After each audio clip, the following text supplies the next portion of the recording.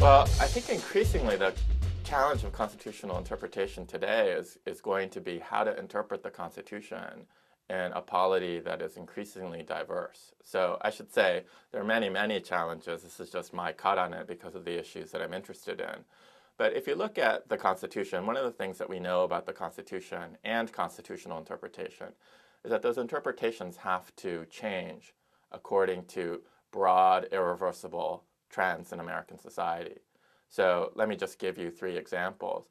If we have the internet, that means that First Amendment obscenity doctrine has to change because obscenity doctrine used to be based on what was obscene as defined by a particular community in which you lived, right?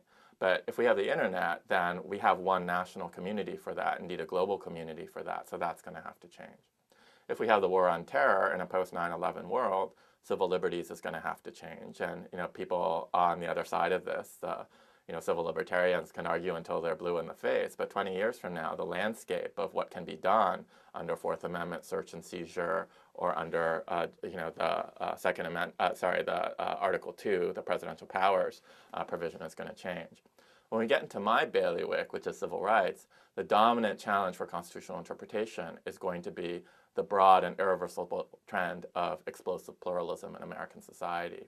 So what do I mean by explosive pluralism? I mean that we used to think about race in simple black and white terms. So if you go back to Brown versus Board of Education in 1954, that was African American school children vis-a-vis white school children, and that was the debate.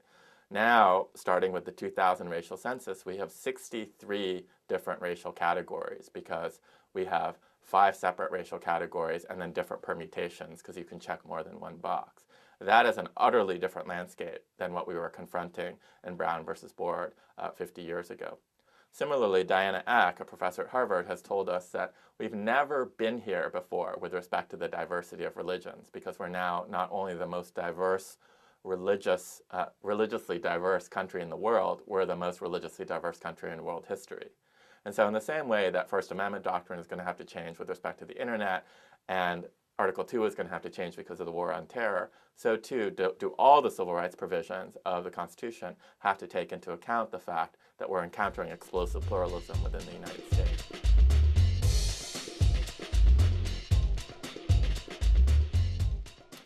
Well, in many ways, I think that this is a false dichotomy in the sense that my particular take on the Constitution really tries to say that you can't have it either way. So, I mean, it's ridiculous to say that you're going to be a hyper-strict constructionist. And even individuals like Justice Scalia, who is a strict constructionist, says he's only a faint-hearted originalist or constructionist because he understands that intervening precedents have to be respected. And people who take a harder line than that, like Justice Thomas, and say we really want to interpret it according to the text itself, ultimately end up contradicting themselves. So let me just give you an example. When he's talking about the affirmative action cases, he says that the proper construction of the 14th Amendment is that affirmative action was not allowed under the Equal Protection Clause. Well, the 39th Congress that voted out the 14th Amendment also voted out requisitions for all black schools. So the exact same Congress that sent out the Equal Protection Clause was engaged in affirmative action itself. And so it's very hard for him to argue from an originalist perspective that affirmative action is barred by the 14th Amendment. I can come up with simpler and more straightforward examples that don't rely on particular justices. These are arguments that no one would make on the court because they'd be laughed off of the court if they made it. But let's say if I said, well, I see provisions for the Army and the Navy in the Constitution, but I don't see a provision for the Air Force, and so therefore the Air Force is unconstitutional and Congress can't create it. No one would argue that that was the case. And so it's quite clear that the strictest forms of strict constructionism can't hold water.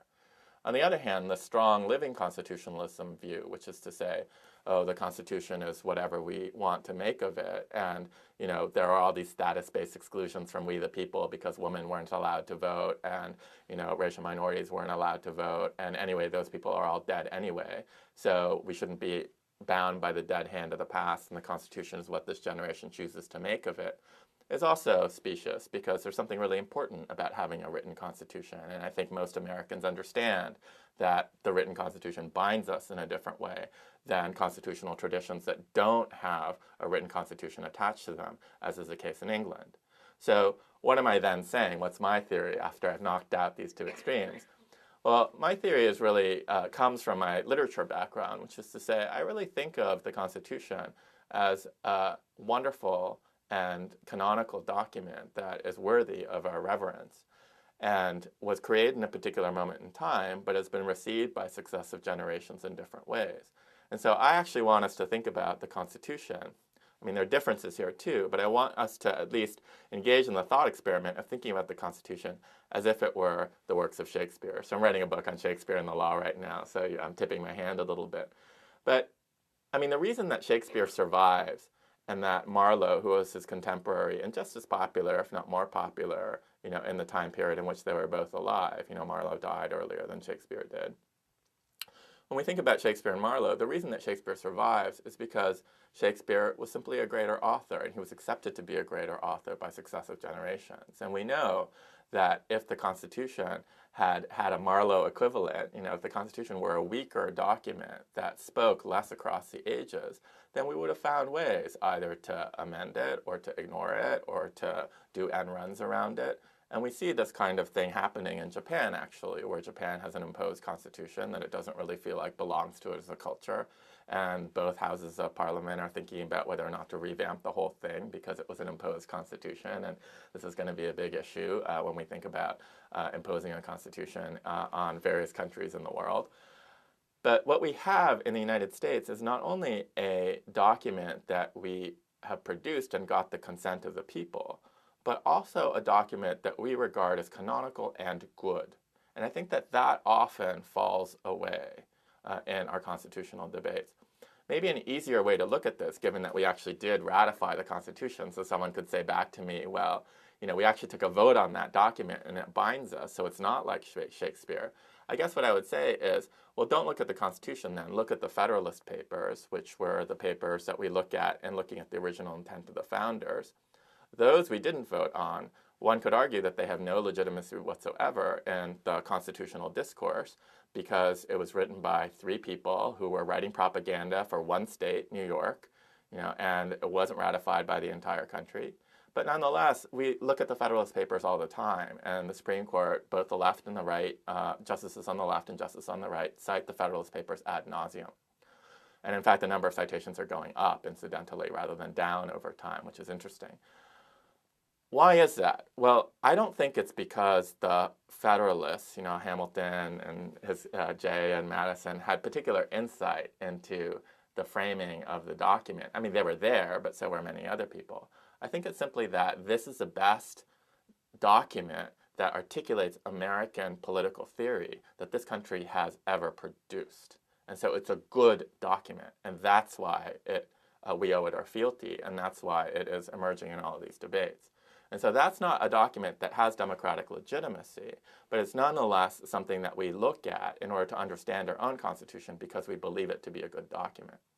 So when we're thinking about, just to step back and take the big picture view, if we think about how to interpret the Constitution, what I immediately want to do is to knock out the strict textualists and the living constitutionalists as having an overly simplified debate and say it's always going to be both. It's always going to be that the document that we began with is going to be important and canonical, and also that the way we receive it is going to change over time. But that in itself is a relatively thin or trivial statement. I think that the richer statement is to say, I want us to interpret our reception of the Constitution in the way that we receive literary work like Shakespeare, and to say every age reinvents its own Shakespeare. But it's really important to us that it is the original Shakespeare that we are interpreting. So if someone were to say, I've discovered a new play, or I discovered that somebody else wrote one of these plays, that would actually make a difference. That would be consequential.